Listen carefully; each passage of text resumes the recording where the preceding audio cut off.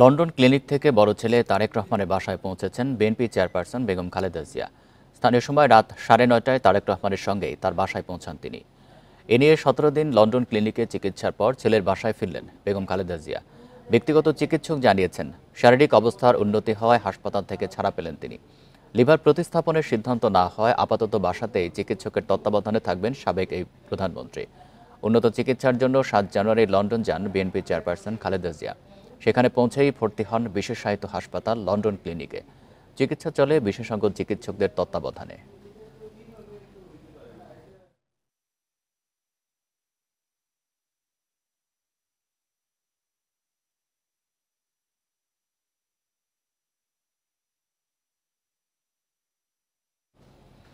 এক 11-র মতো সরকার চাওয়ার অভিযোগ প্রত্যাখ্যান করছে বিএনপি। দলটির সিনিয়র নেতারা বলছেন, ওই সময়ের সবচেয়ে বড় ভুক্তভোগী তাদের দল। আর এমন অপপ্রচার বিএনপিকে ভিন্ন শিবিরে ঠেলে দিয়ে ফায়দা হাসিলের চেষ্টা দাবি করে এর ফল ভালো হবে না বলেও সতর্ক করেন নেতারা।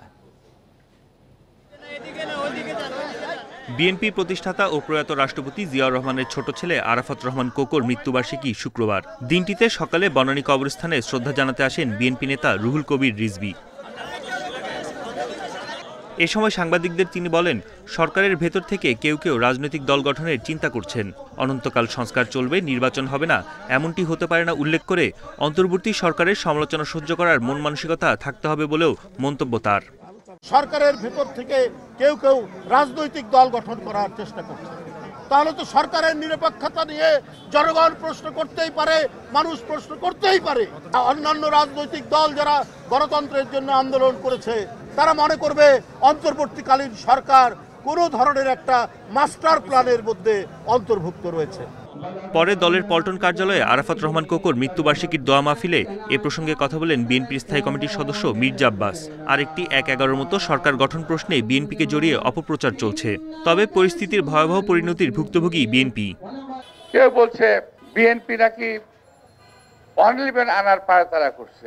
2007 সালের 1-11-র যে ভয়াবহ পরিণতি, এটা বিএনপির চাইতে কেউ বেশি ভোগ করে নাই। যদি কেউ কিছু বলে থাকেন, আমি জানি না, তার নিজ দায়িত্বে সেটা বলেছেন। বিএনপি এর কোনো দায়িত্ব বহন করে না। এছাড়া বিএনপিকে ভিন্ন শিবিরে ঠেলে দিয়ে যারা ফায়দা হাসিলের চেষ্টা করছেন তার ফল ভালো হবে না বলে সতর্ক করেন এই বিএনপি নেতা। বন ইবনে কামাল, ইন্ডিপেন্ডেন্ট নিউজ, ঢাকা। অন্তর্বর্তী সরকার নিয়ে বিএনপির কথার টোন আওয়ামী লীগের সাথে মিলে যাচ্ছে বলে মন্তব্য করেছেন তথ্য সম্প্রচার উপদেষ্টা নাহিদ ইসলাম। শুক্রবার বিবিসি বাংলাকে দেয়া এক সাক্ষাৎকারে এই মন্তব্য করেন তিনি। জাতীয় নির্বাচন প্রসঙ্গে বিএনপির সঙ্গে বৈষম্য বিরোধী ছাত্র আন্দোলনের টানাপোড়েনের মাঝে অন্তর্বর্তী সরকারের উপদেষ্টা নাহিদ ইসলাম এই মন্তব্য করলেন।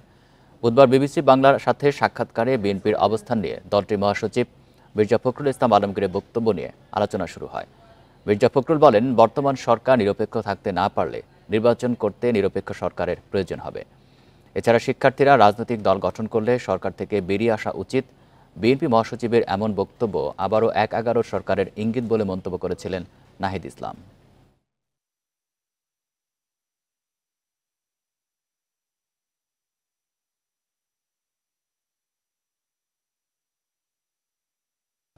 চলমান রাজনীতি ও কেন্দ্রীয় নেতাদের পাল্টাপাল্টি বক্তব্যে সামনে আসছে নতুন এক সমীকরণ।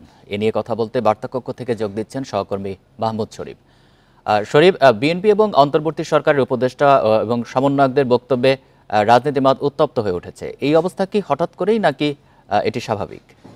বিএনপির পক্ষ থেকে যে বক্তব্য আসছে এই বক্তব্য কিন্তু বিএনপি তারা সিদ্ধান্ত নিয়েই বক্তব্য দিচ্ছে। বিএনপির যে মূল লক্ষ্য সেটি হচ্ছে নির্বাচন, এবং বিএনপি যে দলীয় ফোরাম স্থায়ী কমিটির বৈঠক সেখানে তারা আলোচনা করেই তারা সিদ্ধান্ত নিয়েছে যে বছরের শুরু থেকে তারা যদি নির্বাচনের জন্য বা এই সরকারকে চাপে রাখে নির্বাচনের দাবিতে, সেক্ষেত্রে হয়তো ডিসেম্বরের মধ্যে তারা নির্বাচন পেতে পারে। এ কারণে মূলত আমরা দেখছি যে সম্প্রতি বিএনপি মহাসচিব তার বিভিন্ন সভা সমাবেশ বক্তব্যে এই যে অন্তর্বর্তীকালীন সরকারের সমালোচনা বা নির্বাচনের দাবি সেটিকে জোরালোভাবে তুলে ধরছে।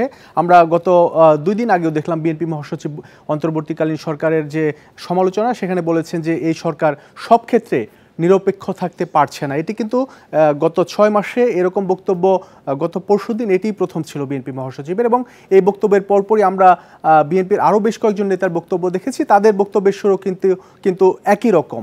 এখানে অন্তর্বর্তী সরকারকে তারা একটু চাপে ফেলার চেষ্টা করছে বিভিন্ন বক্তব্যের মাধ্যমে এখন আপাতত। এবং বিএনপি নেতাদের যে বক্তব্য, বিভিন্ন নেতারা বলছেন যে যদি সরকার তাদের দাবি অনুযায়ী বা তাদের যে নির্বাচনের দাবি সেই দাবি মেনে না নেয়, অর্থাৎ ডিসেম্বরের মধ্যে নির্বাচনের ব্যবস্থা না করতে চায়, সেক্ষেত্রে হয়তো তারা আন্দোলনের দিকেও যেতে পারে। বিএনপি এমনটিও কিন্তু বিভিন্ন বক্তব্যে বা সভা সমাবেশে ইঙ্গিত দিচ্ছে। এখন আওয়ামী লীগের সাথে যে বিএনপিকে মেলানো, এটি নিয়ে পরস্পর বিরোধী বক্তব্য আছে।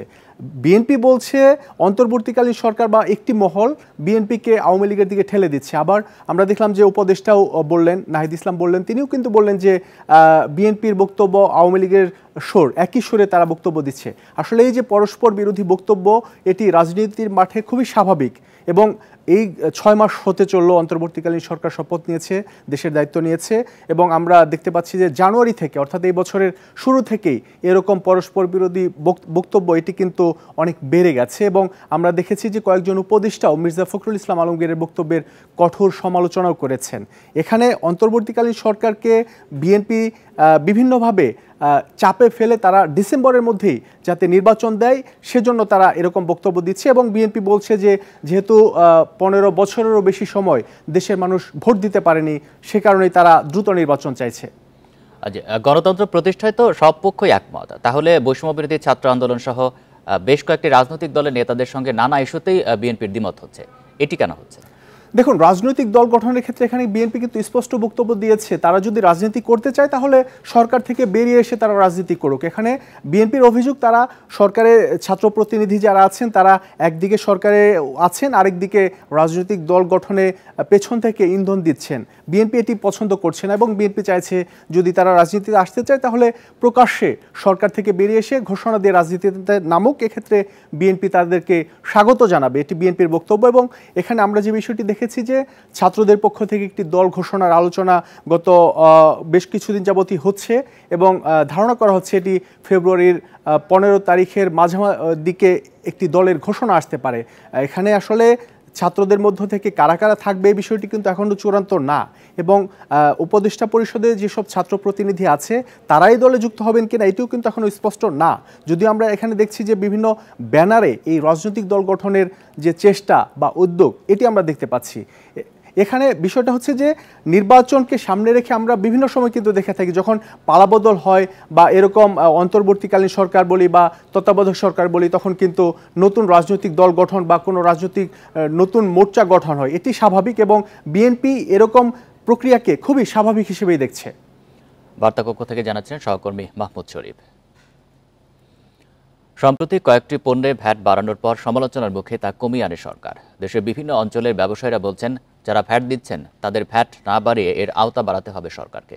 এতে সরকারের রাজস্ব আদায় বাড়ার পাশাপাশি ক্ষতি থেকে রক্ষা পাবেন ব্যবসায়ীরা।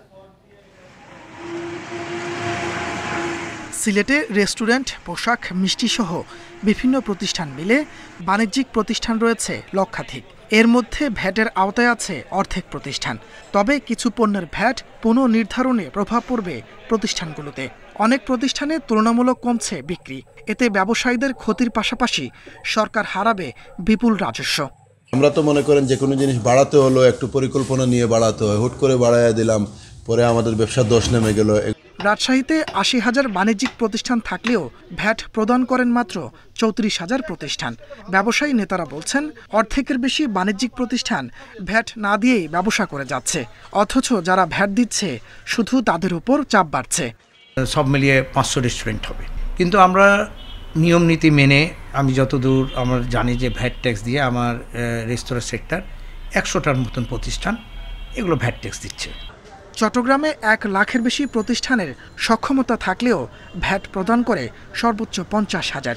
অসাধু কিছু সরকারি কর্মকর্তাদের যোগসাজশে ভ্যাট ফাঁকি চলছে বলে অভিযোগ অনেকের।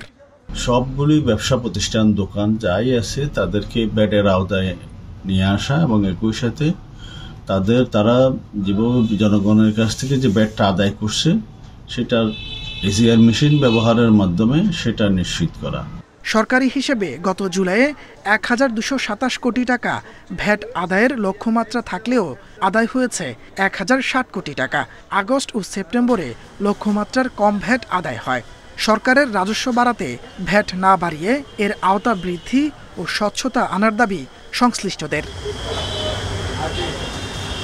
তাপস সরকার, ইন্ডিপেন্ডেন্ট নিউজ। এ নিয়ে আরও জানাতে চট্টগ্রাম ও বগুড়া থেকে যুক্ত হচ্ছেন সহকর্মীরা। শুরুতেই চট্টগ্রাম থেকে জানাবেন সহকর্মী আব্দুল্লাহ রাকিব। রাকিব, ভ্যাট বাড়ানোর প্রভাব চট্টগ্রামে কোন কোন খাতে বেশি পড়েছে, আর এর পরিধির বাইরে কি পরিমাণ প্রতিষ্ঠান রয়েছে?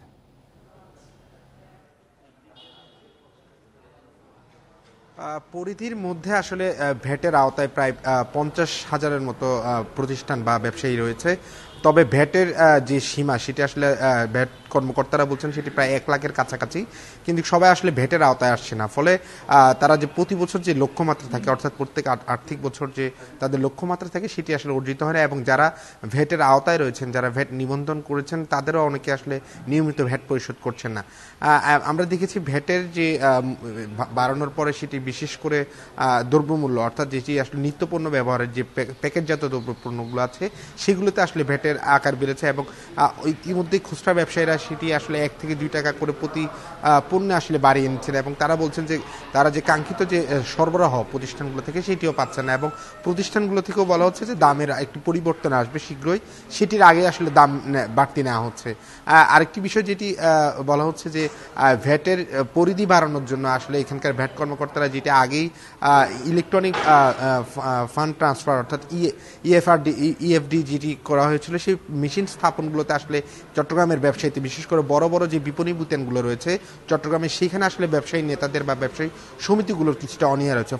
ফলশ্রুতিতে তারা সনাতনী পদ্ধতিতে আসলে ভ্যাট আদায় করছে, সেখানে অনেক আসলে ভ্যাট ফাঁকি দেওয়ার একটি সুযোগ থাকে বলে বলছেন ভ্যাট কর্মকর্তারা। ফলে সেটি তারা চাচ্ছেন যে পুরো দৌড়ে যারা আসলে ভ্যাটের নিবন্ধনের আওতা রয়েছেন তাদেরকে আসলে একটি প্রক্রিয়ার মধ্যে অর্থাৎ ডিজিটালাইজেশনের মাধ্যমে নিয়ে আসা, ফলে একটি স্বচ্ছতা এবং জবাবদিহিতা যাতে নিশ্চিত হয় তারা সেটি নিশ্চিত করতে যাচ্ছেন। তবে ব্যবসায়ী নেতাদেরকে নানাভাবে তারা এখনো চেষ্টা করছেন সেটি বোঝানোর।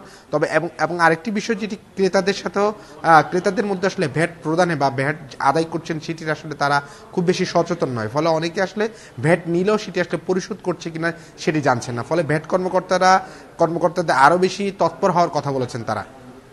রাকিব, আপনি থাকবেন আমাদের সাথে। আমরা এবার বগুড়ার পরিস্থিতি জানবো, সেখান থেকে যুক্ত আছেন সহকর্মী হাসিবুর রহমান। হাসিবুর, বগুড়াতে কি পরিমাণ বাণিজ্যিক প্রতিষ্ঠান রয়েছে, এর মধ্যে কতগুলি প্রতিষ্ঠান ভ্যাট দিচ্ছে, আর ভ্যাট বাড়ানোর ফলে কি ধরনের প্রভাব ব্যবসা বাণিজ্যে পড়েছে, ব্যবসায়ীরা কি বলছেন? ভ্যাটের আওতায় পরে এমন কত বাণিজ্যিক প্রতিষ্ঠান রয়েছে এরকম কোনো পরিসংখ্যান আমাদেরকে জানাতে পারেনি ভ্যাটের যে কর্মকর্তা রয়েছেন তারা। তবে আমাদের কাছে যে প্রাথমিক তথ্য রয়েছে বিভিন্ন ব্যবসা প্রতিষ্ঠানের সমিতি থেকে আমরা যে তথ্য পেয়েছি তাতে অন্তত ছোট বড় 1 লাখেরও বেশি প্রতিষ্ঠান রয়েছে যারা ভ্যাটের আওতায় থাকার কথা, তারা এখন ভ্যাট দেন না। হাতে গোনা কিছু প্রতিষ্ঠান ভ্যাট দিলেও তারা কি পরিমাণ ভ্যাট দিচ্ছেন সেটিও বলা খুব কঠিন, কারণ অনেক সময় আমরা যে মেশিনের মাধ্যমে ভ্যাটটা গ্রহণ করি সেটি বিকল থাকে, এবং ভ্যাট কর্মকর্তাদের মধ্যেও যারা অসাধু তারা এক ধরনের সহযোগিতা করেন এই ধরনের যে প্রতিষ্ঠান রয়েছে তাদেরকে কম ভ্যাট দেওয়ার ক্ষেত্রে, এর বিনিময়ে তারা কিছু বাড়তি সুবিধা নেন। আমি একটি হোটেলে দেখেছি যে একজন ভ্যাট কর্মকর্তা তার সপরিবারে এসে সেখানে খেয়ে দিয়ে চলে গেলেন, কোনো টাকা দিলেন না, এবং পরে আমি জানতে চেয়েছিলাম যে এনারা কারা, যে কেন এখানে এসে খেলেন অথচ টাকা দিলেন না, তখন জানা গেল যে এরা ভ্যাটের একজন ঊর্ধ্বতন কর্মকর্তার পরিবার, এই কারণে তাদের কাছ থেকে টাকা নেওয়া হয়নি, এবং এরা এইরকমই করে বলে হোটেল মালিকদের পক্ষ থেকে অভিযোগ রয়েছে। এর বাইরেও ভ্যাট কর্মকর্তাদেরকে আমাদের দেখা যে বিষয়গুলো সেটি হলো যে অনেক সময় বাড়তি টাকা নিতে দেখা গেছে। আমি গতকাল রাত্রে বগুড়া চেম্বার অফ কমার্সের প্রেসিডেন্টের সাথে কথা বলেছি, তিনি একটা বিষয়ে নিশ্চিত করে বলেছেন যে ভ্যাট যদি না বৃদ্ধি করে ভ্যাটের আওতা বাড়ানো যায় তাহলে সরকার অনেক বেশি লাভবান হবে। সেক্ষেত্রে তারা বলছেন যে সব প্রতিষ্ঠান এখনও ভ্যাটের আওতায় আসে নাই সেগুলোকে তারা তালিকাভুক্ত করতে পারে এবং ভ্যাট নিতে পারে। এর পাশাপাশি তারা আরেকটা পরামর্শ দিয়েছেন, সেটি হলো যে এই মুহূর্তে কোনো রাজনৈতিক সরকার নাই, সুতরাং এই সিদ্ধান্তটা জনগণের ওপর যার প্রভাব পড়তে পারে এরকম সিদ্ধান্তটা এই মুহূর্তে না নেওয়ার জন্যই তারা পরামর্শ দিয়েছেন, এবং তারা বলছেন যে যখন কোনো গণতান্ত্রিক সরকার আসবেন বা রাজনৈতিক সরকার একটা ক্ষমতায় আসবেন তখন তারা সিদ্ধান্ত নেবে যে জনগণের উপরে কি পরিমাণ ভ্যাট রাখলে তারা সহনীয় পর্যায়ে থাকবেন। সব মিলিয়ে যেটি আমরা দেখতে পেয়েছি যে বগুড়ার হোটেলগুলো থেকে কিছু ভ্যাট নেবার ফলে বাড়তি দাম নেওয়া শুরু হয়েছে, এবং পণ্যের দাম যেসব নেওয়া হচ্ছে হচ্ছে সেটা কোনো কোনো ক্ষেত্রে ভ্যাটের যে পরিমাণ তার থেকে বেশিও নেওয়া হচ্ছে। আর ছোট ছোট যেসব রেস্তোরাঁ রয়েছে যেগুলো ভ্যাটের আওতায় নেই, তারা দাম নিচ্ছে ঠিকই বেশি, কিন্তু তাদেরকে ভ্যাট দিতে হবে কি না এই বিষয়টা আমরা এখনো নিশ্চিত হতে পারিনি। আর ভ্যাট কর্তৃপক্ষের বিরুদ্ধে এরকম ভ্যাট বাড়ানোর পরে অভিযোগ ওঠে নানা ধরনের, ঠিক একই ধরনের অভিযোগ আমরা এবারও পাচ্ছি এবং ইতিমধ্যেই তার কিছু নমুনাও আমরা দেখতে পাচ্ছি। চট্টগ্রাম এবং বগুড়া থেকে জানাচ্ছিলেন আমাদের সহকর্মীরা। প্রত্যাশা অনুযায়ী ভ্যাট না কমায় ব্যবসায় নেতিবাচক প্রভাব পড়ার শঙ্কায় ক্ষুদ্র উদ্যোক্তারা। বর্ধিত ভ্যাটের কারণে 30% পর্যন্ত বিক্রি কমে যাওয়ার ঝুঁকিতে পড়বে বিনিয়োগ, বলছেন তারা। এমন পরিস্থিতিতে সরকারকে ভ্যাটের হার পুনর্বিবেচনার আহ্বান তাদের। তাগিদ দিয়েছেন করের আওতা বৃদ্ধির ওপর। প্রায় 100 পণ্য ও সেবায় ভ্যাট বাড়ানোর পর দেশব্যাপী সমালোচনার পরিপ্রেক্ষিতে কিছু পণ্য ও সেবার ভ্যাট কমিয়েছে সরকার। অবশ্য এর বাইরেও অনেক পণ্য ও সেবায় বর্ধিত ভ্যাট ও সম্পর্ক শুল্ক রয়ে গেছে। নন এসি হোটেল, নিজস্ব ব্র্যান্ডের তৈরি পোশাক, মিষ্টান্ন ভাণ্ডারে বর্ধিত ভ্যাট পুরোপুরি প্রত্যাহার হয়নি। এসব খাতে ভ্যাট 15% থেকে কমিয়ে 10% করা হয়েছে। এর আগে এসব খাতে ভ্যাট ছিল 7.5%, অর্থাৎ এসব পণ্যে ভ্যাট 2.5% বেড়েছে। খাত সংশ্লিষ্টরা বলছেন, চড়া মূল্যস্ফীতির বাজারে নতুন করে কর দিয়ে পণ্য কিনতে উৎসাহী হবেন না ভোক্তারা। এতে এসব খাতে বিক্রি কমেছে 20 থেকে 30% পর্যন্ত। ঈদের সিজনগুলোতে আমাদের একটা টার্গেট থাকে, তো এই ভ্যাট আরোপের কারণে দেখা যাচ্ছে আমাদের সেলটা কমে যেতে পারে। একটা বিরূপ প্রতিক্রিয়া তো থাকবেই। 7.5 থেকে 2.5% বেড়ে গেছে, তাহলে 400 টাকা 2.5% কত আসে? এবার করে আমরা জাস্ট একটা 20 টাকা করলাম, এতে আমাদের 20-30% সেল অলরেডি ডাউন। এটা দ্বারা আরও একটা ক্ষতি হবে যে আমাদের প্রান্তিক অঞ্চলের লোকজন দুগ্ধ যে জিনিসটা, দুধটা, ডেয়ারি ফার্মটা, সেটাও ক্ষতিগ্রস্ত হবে। ব্যবসায়ীদের দাবির মুখে রেস্তোরাঁ শিল্পে ভ্যাট 15 থেকে কমিয়ে আগের মতো 5% করা হয়েছে। এ সিদ্ধান্তকে ইতিবাচক হিসেবে দেখলেও রাজস্ব বাড়াতে সব রেস্তোরাঁকে ভ্যাট নিবন্ধনের আওতায় আনার পরামর্শ তাদের। আমরা বলেছিলাম যে ভ্যাটটা 3% হারে করার জন্য, এবং যারা ভ্যাট দেয় না সারা বাংলাদেশে যে 70%-এর মতো আমাদের ধারণা ভ্যাটের আওতাভুক্ত নাই, তাদেরকে ভ্যাটের আওতায় নিয়ে আসা। আর ভ্যাট যদি পরিপূর্ণ আদায় করতে চান তাহলে সরকারকে ট্যাক্সেশনটা ইজি করতে হবে। ট্যাক্সেশন ইজি করলেই ভ্যাট আদায় বেড়ে যাবে। গুঁড়া দুধ সহ সব শিশু খাদ্যের ওপর ভ্যাট পুনর্বিবেচনার আহ্বান সংশ্লিষ্টদের। Shahid Ahmed, independent news, Dhaka. কৃত্রিম আলো দূষণের দিক থেকে বিশ্বে 5ম অবস্থানে ঢাকা। প্রতি বছর প্রায় 10.5% হারে বাড়ছে উজ্জ্বলতার বিস্তার। ফলে ক্ষতির মুখে পড়েছে উদ্ভিদ ও প্রাণী। নষ্ট হচ্ছে প্রকৃতির জীবনচক্রের ভারসাম্য। বিশেষজ্ঞরা বলছেন, জীবজগতে ঘুম, বংশবৃদ্ধিতে নেতিবাচক প্রভাব ফেলছে আলো দূষণ। রাতের আকাশে হারিয়ে যাচ্ছে ছায়াপথ, সপ্তর্ষিমণ্ডল। 1901 সাল থেকে বৈদ্যুতিক বাতি ব্যবহারের পর কালের পরিক্রমায় এসেছে আধুনিক প্রযুক্তি। আলো ঝলমল তিলোত্তমা ঢাকা যেন রাতে আর ঘুমায় না। সূর্যাস্ত থেকে ভোর পর্যন্ত নতুন রূপে সাজে রাজধানী। তবে কৃত্রিম আলোর সাথে ধুলা দূষণ মিলে ধূসর করছে ঢাকার বায়ুমণ্ডল। শুধু অ্যান্ড্রোমেডা না, অনেক নেবুলা যেগুলো আমরা সবসময় এখন টেলিস্কোপ দিয়ে ছবি তুলি, সেগুলো তখন মানুষ খালি চোখে দেখতে পেত। আমাদের ঢাকা শহরে আপনার সবসময় দেখবেন যে রাতের বেলা একটা লাল একটা আভা হয়ে থাকে। ওটা হলো যে যত ধুলো কণা এবং ওয়াটার ভেপার যেগুলো আছে, বাষ্প, ওখান থেকে আমাদের যে রাস্তার যে লাইটগুলো, ওই লাইটটা গিয়ে রিফ্লেক্টেড হয়ে আবার ওটা ব্যাক করছে। মহাকাশ গবেষকেরা বলছেন, শহরের তুলনায় গ্রাম ও উপকূলে রাতের আকাশ অনেক স্বচ্ছ। সেখানে টেলিস্কোপে তোলা যায় গ্যালাক্সি, নেবুলা সহ মহাকাশের বিচিত্র সব ছবি। আমাদের দূরবীন টিমের যারা একটু প্রত্যন্ত অঞ্চলে থাকে তারা খুব ভালো ছবি তুলে, এবং তার মেইন কারণটা হলো যে লাইট পলিউশনটা খুব কম। ওখানে ইলেকট্রিক লাইট, যে আমাদের যে রাস্তায় যেসব আলো থাকে সেগুলো ওখানে নেই। কৃত্রিম আলো দূষণের কারণে সবচেয়ে বেশি ক্ষতি হয় জীববৈচিত্র্যের, বলছেন গবেষকেরা। পরিযায়ী ও নিশাচর পাখির জীবনচক্রেও ব্যাহত হয়। ক্ষতিগ্রস্ত হচ্ছে 2/3 উদ্ভিদের পরাগায়ন ও প্রাণীর জীবনচক্র। যত বেশি লাইট হয় আপনার ঘরে কিন্তু পোকামাকড় চলে আসে রাত্রে, কারণ তাদের জন্য এটা খুবই ডেট্রিমেন্টাল। আমরা এই পোকামাকড় জীবজন্তুকে কখনোই আমাদের পরিবেশের পার্ট মনে করি না। একটা মাত্রা থেকে মাত্রাতিরিক্ত হয়ে যাচ্ছে, সেটাতে কিন্তু প্রত্যেকের জন্যই, সেটা হিউম্যান বিং থেকে শুরু করে অ্যানিমাল বিং, সবার জন্য কিন্তু ক্ষতিকর। কিন্তু আমরা এই লাইটের ব্যাপারে কি কোনো ধরনের কোনো বেসলাইন ডাটা আছে আমাদের? অতিরিক্ত আলো দূষণ ক্ষতিকারক কার্বন নিঃসরণ বাড়ায়। তাই কৃত্রিম আলো দূষণ নিয়ন্ত্রণ করা না গেলে বায়ু দূষণের মতো বড় ক্ষতি হবে, শঙ্কা গবেষকদের। Shahriar Anirban, independent news, Dhaka. আগামী ৩১ জানুয়ারি পর্যন্ত আন্দোলন বন্ধ রাখার ঘোষণা দিয়েছে সরকারি প্রাথমিক বিদ্যালয়ের সহকারী শিক্ষকরা। এ সময়ের মধ্যে দাবির বাস্তবায়ন না হলে ১ ফেব্রুয়ারি থেকে আমরণ অনশন করার ঘোষণাও দেন তারা। শুক্রবার সন্ধ্যায় জাতীয় জাদুঘরের সামনে সড়ক অবরোধ শেষে এই ঘোষণা দেওয়া হয় শিক্ষকদের পক্ষ থেকে। শিশুদের শিক্ষার হাতেখড়ি শুরু হয় প্রাথমিক বিদ্যালয় থেকে। কোমলমতি শিশুদের শেখানোর দায়িত্ব যাদের, সেই শিক্ষকেরা দেশের ৩য় শ্রেণীর কর্মচারী, বেতন পান ১৩তম গ্রেডে। শুক্রবার বিকেলে জাতীয় জাদুঘরের সামনে সড়ক অবরোধ করে এমন আক্ষেপের কথা জানান প্রাইমারি স্কুলের সহকারী শিক্ষকরা। তারা চান প্রাপ্য সম্মান, ৩য় শ্রেণীর বেতন কাঠামো নয়, চান ২য় শ্রেণীর মর্যাদা। দাবি তোলেন ১০ম গ্রেডের বেতন কাঠামোতে উন্নীত করার। প্রাইমারি স্কুলের সহকারী শিক্ষক, আমাদের দাবি একটাই, ১০ম গ্রেড চাই। ৩য় শ্রেণীতে আমরা পড়ে রয়েছি, এটা জাতির জন্য লজ্জাকর। সেজন্য আমরা ২য় শ্রেণীর সমমর্যাদা পেয়ে আমাদের এই লজ্জামুক্ত সমাজ গড়ে তুলতে আমরা বদ্ধপরিকর। আমরা সহকারী শিক্ষকরা ১৩তম গ্রেডে আছি এবং দীর্ঘ ৩৩ বছর, কেউ ২৫ বছর চাকরি করার পরেও আমরা প্রধান শিক্ষক পোস্টে প্রমোশন পাই না। এ সময় শিক্ষকরা বলেন, দেশ গড়ার কারিগর হয়েও বৈষম্যের শিকার তারা।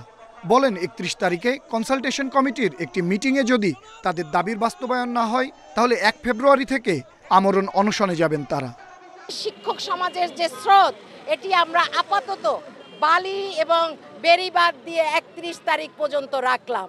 কিন্তু ৩১ তারিখে যদি আমাদের সহকারী শিক্ষকদের ১০ম গ্রেড নিয়ে সিনেমিনি খেলা হয়, ৩১ তারিখের পরে আমরা আমরণ অনশন কর্মসূচিতে যাব। শুক্রবার সকালে কেন্দ্রীয় শহীদ মিনারে সমাবেশের পর প্রধান উপদেষ্টার বাসভবন অভিমুখে যাত্রা করেন আন্দোলনকারীরা। তবে শাহবাগ মোড়েই আটকে দেয় পুলিশ। পরে একটি প্রতিনিধি দল প্রধান উপদেষ্টার কার্যালয়ে স্মারকলিপি দেয়। আনোয়ার সাদাত নূর, ইন্ডিপেন্ডেন্ট নিউজ, ঢাকা। খুলনা বিশ্ববিদ্যালয়ের ছাত্র অর্ণব সরকারকে গুলি করে হত্যা করেছে দুর্বৃত্তরা। শুক্রবার রাত ৯:৩০ নগরীর তেঁতুলতলা মোড়ে এই ঘটনা ঘটে। অর্ণব বিশ্ববিদ্যালয়ের ব্যবসায় প্রশাসন ডিসিপ্লিনের মাস্টার্সের শিক্ষার্থী ছিলেন। সোনাডাঙ্গা থানার ভারপ্রাপ্ত কর্মকর্তা শফিকুল ইসলাম জানান, তেঁতুলতলা মোড়ে একটি দোকানের সামনে চা খাচ্ছিলেন অর্ণব। এ সময় মোটরসাইকেলে এসে তাকে গুলি করে পালিয়ে যায় দুর্বৃত্তরা। পরে স্থানীয় বাসিন্দারা অর্ণবকে উদ্ধার করে কাছের একটি বেসরকারি হাসপাতালে নিয়ে গেলে চিকিৎসকেরা ওই শিক্ষার্থীকে মৃত ঘোষণা করেন। হত্যায় জড়িতদের ধরতে অভিযানে নেমেছে পুলিশ।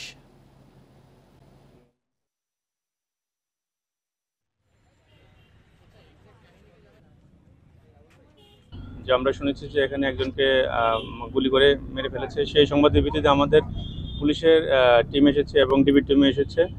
তো আমরা কিছু তথ্য কালেকশন করেছি এবং আমরা ইনশাল্লাহ এই পুরো ঘটনা ইনশাল্লাহ উদ্ঘাটন করব এবং আমরা যারা এই ঘটনার সঙ্গে সংশ্লিষ্ট এদেরকে আইনের আওতায় আনব। পশ্চিমাঞ্চল রেলে ৩ বছরে ৬৬৮টি স্থানে রেল লাইন ভাঙা ও দুর্ঘটনা ঘটেছে। এতে বড় দুর্ঘটনা না ঘটলেও সময় নষ্ট হয়েছে। বিশ্লেষকরা বলছেন, রেলপথের বয়স হয়েছে, কমেছে ক্ষমতা। সেন্সর সিস্টেম সহ অত্যাধুনিক প্রযুক্তি ব্যবহার না করলে সংকট কমবে না। রেল কর্মকর্তারা বলছেন, ডুয়েল রেল লাইন হলে এই সমস্যা থাকবে না। যাত্রী নিরাপত্তা, অর্থ সাশ্রয়, পরিবেশ দূষণ কম হওয়া সহ নানা কারণে গণপরিবহন হিসেবে ট্রেনের কদর সবসময় বেশি। তবে রেলপথে নড়বড়ে অবস্থা ও দুর্বল ব্যবস্থাপনার কারণে রেলে ভ্রমণ ঝুঁকিপূর্ণ হয়ে উঠছে। ৩ বছরে পশ্চিমাঞ্চল রেলওয়েতে বেড়েছে রেল লাইন ভাঙাসহ দুর্ঘটনার সংখ্যা। ২০২২ সালে ১৬০টি দুর্ঘটনার তুলনায় ২০২৪ সালে তা বেড়ে দাঁড়িয়েছে ৩৫৭টিতে। মূলত রেল লাইনের মেনটেন্যান্সের কারণে ঘটনাটা ঘটে। রেলের একটা বয়স থাকে, ওই বয়সটা যখন মেয়াদ উত্তীর্ণ হয়ে যায় তখন রেল ভাঙ্গার প্রবণতাটা বেশি হয়ে যায়। পশ্চিমাঞ্চল রেলের অন্তত ৬০% রেলপথ পুরনো, কমেছে সক্ষমতা। লাইনের উপর ট্রেন উঠলে দেবে যায় স্লিপার। পর্যাপ্ত পাথর না থাকায় ভাঙছে লাইন, বাড়ছে লাইনচ্যুতি। নতুন লাইন তৈরি, আধুনিক সেন্সর সিস্টেম চালুর পরামর্শ বিশ্লেষকদের। এখন যে সময়টা আছে আধুনিকায়ন করা, তারপরে ইন্টারনেট অনুযায়ী সব কিছুকে মনিটরিং করা, দেখা, এই জিনিসগুলো খুব জরুরি করা এবং সাথে সাথে আমাদের লাইনও বাড়াতে হবে। কর্মকর্তারা বলছেন, লাইনের সক্ষমতার চেয়ে বেশি ট্রেন চলছে। সংকট নিরসনের ডাবল লাইন নির্মাণ সহ নানা উদ্যোগ নেওয়া হয়েছে। একটা উদ্যোগ গ্রহণ করেছে, একটা feasibility study cum detail design চলছে যে আব্দুলপুর থেকে রাজশাহী পর্যন্ত ডাবল লাইন করা যায় কিনা। তো এটা আমাদের এই বছর পর্যন্ত লাগবে, এবার ডিটেল ডিজাইন হবে। এর বেসিসে কস্ট রেশনালাইজ হওয়ার পরে যদি কোনো ফান্ডিং লোক খুঁজে পাওয়া যাবে সোর্স অফ ফিন্যান্সিং, তাহলে এই কাজটা শুরু হয়ে যাবে। পশ্চিমাঞ্চলে 1427 কিলোমিটার রেলপথে চলাচল করে 123টি যাত্রীবাহী train. Mustafizur Rahman, independent news, Rajshahi. এ নিয়ে আরো জানাতে রাজশাহী থেকে যুক্ত হচ্ছেন সহকর্মী মুস্তাফিজুর রহমান। মুস্তাফিজুর, আধুনিক প্রযুক্তি ব্যবহার এবং ডুয়েল রেল লাইনের কথা বলা হচ্ছে, কিন্তু সেগুলো তো সময় সাপেক্ষ ব্যাপার। সেগুলোর বিষয়ে কি ধরনের উদ্যোগ নেওয়া হয়েছে, আর বর্তমান সময় যাতে কোনো দুর্ঘটনা না ঘটে সেগুলোর জন্য আশু কি পদক্ষেপ নেওয়া হয়েছে?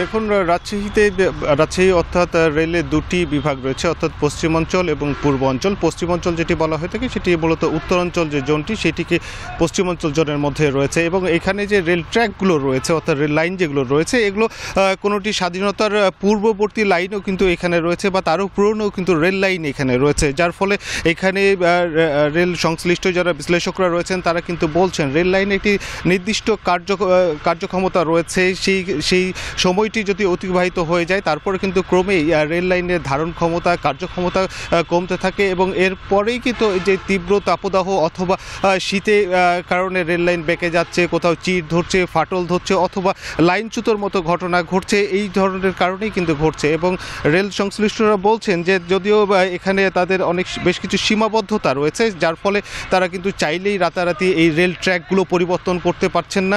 সেই সাথে এইখানে রেল লাইনে যে স্লিপারগুলো রয়েছে সেগুলোকেও কিন্তু আমরা দেখেছি যে স্লিপারগুলো বেশ পুরনো, এবং যেখানে কোথাও কোথাও দেখা গেছে পর্যাপ্ত পাথর থাকছে না, যার ফলে কিন্তু রেল লাইন থেকে ক্রমেই আমরা দেখছি যে রেল লাইনচ্যুতর মতো ঘটনা ঘটছে। এবং পরিসংখ্যান যেটি বলছে যে গেল 3 বছরে প্রায় 668টির মতো রেল দুর্ঘটনা এবং লাইনচ্যুতির মতো ঘটনা ঘটে গেছে।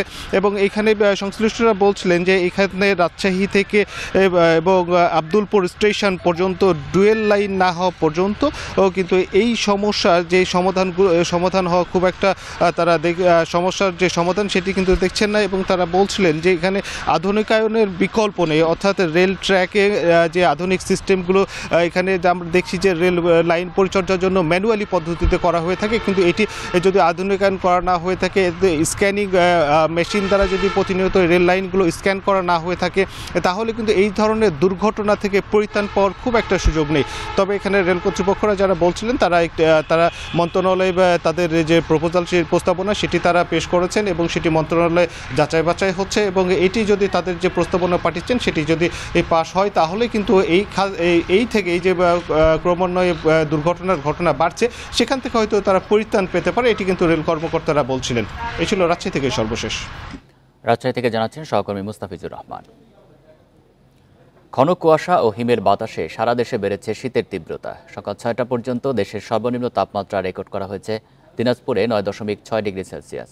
এছাড়া পঞ্চগড়ে তেঁতুলিয়ায় 9.9 ডিগ্রি সেলসিয়াস তাপমাত্রা রেকর্ড করেছে আবহাওয়া অধিদপ্তর। আবহাওয়া অফিস জানিয়েছে মাঝে কয়েকদিন শৈত্যপ্রবাহ না থাকলেও নতুন করে মৃদু শৈত্যপ্রবাহের কবলে পড়েছে এই দুই জেলা। মেহেরপুর, চুয়াডাঙ্গা ও নাটোরে বেড়েছে কুয়াশা। এই কারণে হেডলাইট জ্বালিয়ে চলাচল করছে যানবাহন।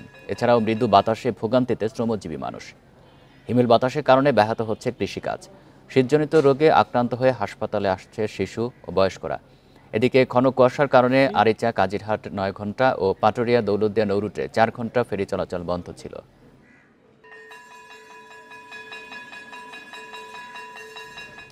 শীত পরিস্থিতি নিয়ে আরও জানাতে ঢাকা ও পঞ্চগড় থেকে যোগ দিচ্ছেন সহকর্মীরা। শুরুতেই রাজধানীর হাতিরঝিল থেকে যোগ দিচ্ছেন সহকর্মী আদিলুর রহমান। আদিলুর, আজকে ঢাকার তাপমাত্রা কেমন, কি পরিস্থিতি দেখতে পাচ্ছেন, আবহাওয়া অধিদপ্তর কি বলছে?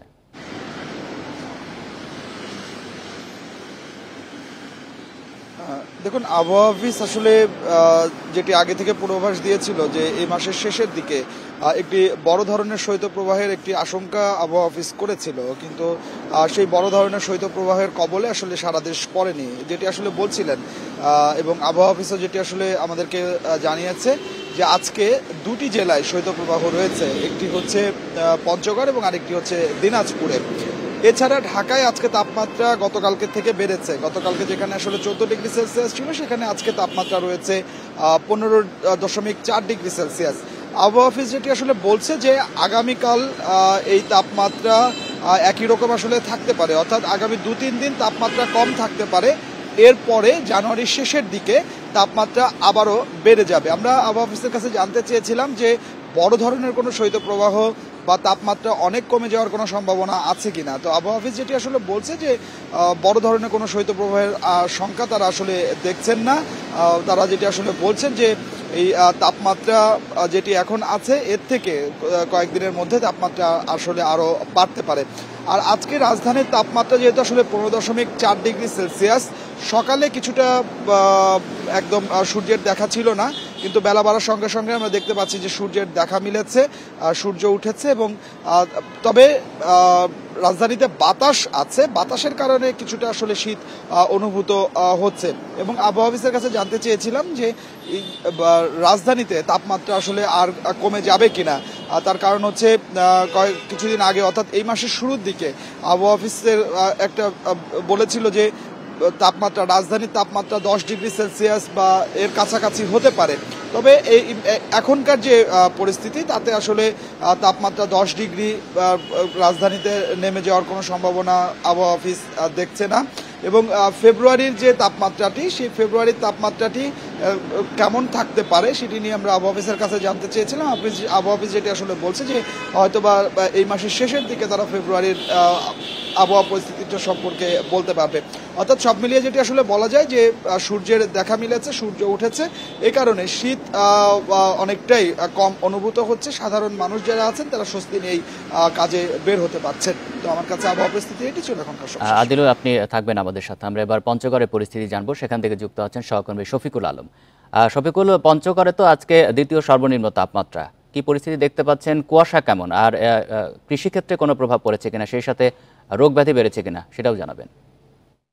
হিমালয় কন্যা পঞ্চগড়ে কিন্তু 3 দিন পর আবারও মৃদু পর্যায়ে শৈত্যপ্রবাহ শুরু হয়েছে। তার কারণ সকাল 9টায় অর্থাৎ কিছুক্ষণ আগে আমি তেঁতুলিয়া আবহাওয়া অফিসের যিনি ভারপ্রাপ্ত কর্মকর্তা রয়েছেন জিতেন্দ্রনাথ রায়, তার সাথে কথা বলেছি। তিনি জানিয়েছেন সকাল 9টায় সর্বনিম্ন তাপমাত্রা রেকর্ড করা হয়েছে 9.7 ডিগ্রি সেলসিয়াস। তাপমাত্রা যদি 8 থেকে 10-এর মধ্যে থাকে তাহলে বলা হচ্ছে ওই এলাকায় মৃদু পর্যায়ে শৈত্যপ্রবাহ বয়ে চলে। আমরা আসলে দেখছি যে গত 2 দিন ধরেই কিন্তু সূর্যের দেখা মেলেনি। গতকালকে আমরা দিনভর দেখেছি ঘন কুয়াশা ছিল এবং উত্তরের হিমশীতল বাতাসে কনকনে শীত অনুভূত হচ্ছে। আজকেও কিন্তু এখন পর্যন্ত আমি যদি আপনাকে দেখাতে একটু চেষ্টা করি, আজকে এখন পর্যন্ত সূর্যের মুখ দেখা যায়নি।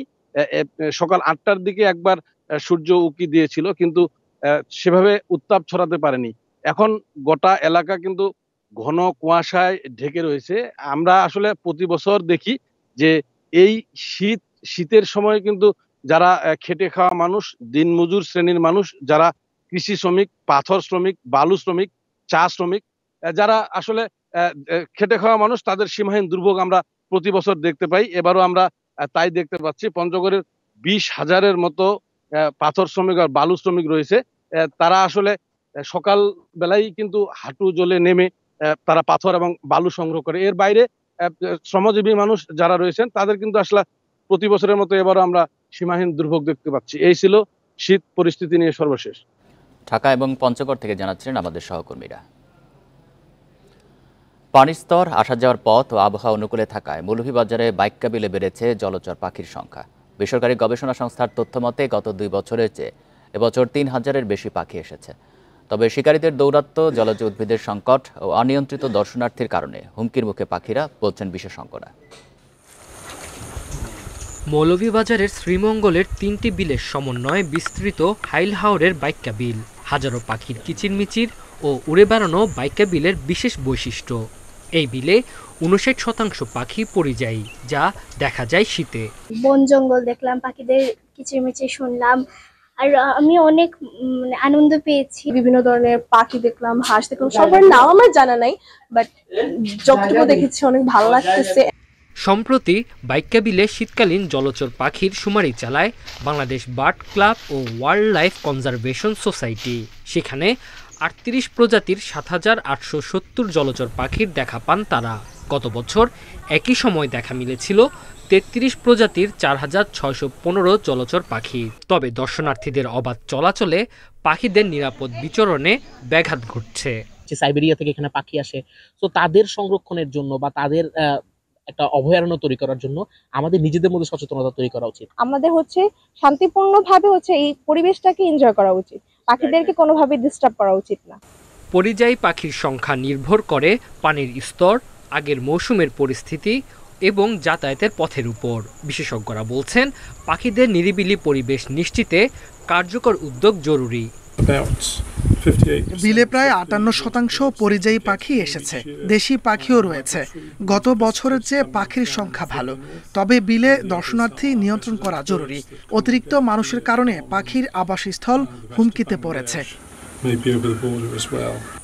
2014 থেকে 2019 পর্যন্ত শীতে প্রতি বছর গড়ে 9000 জলচর পাখি ছিল বলে জানিয়েছেন গবেষকরা। Independent news.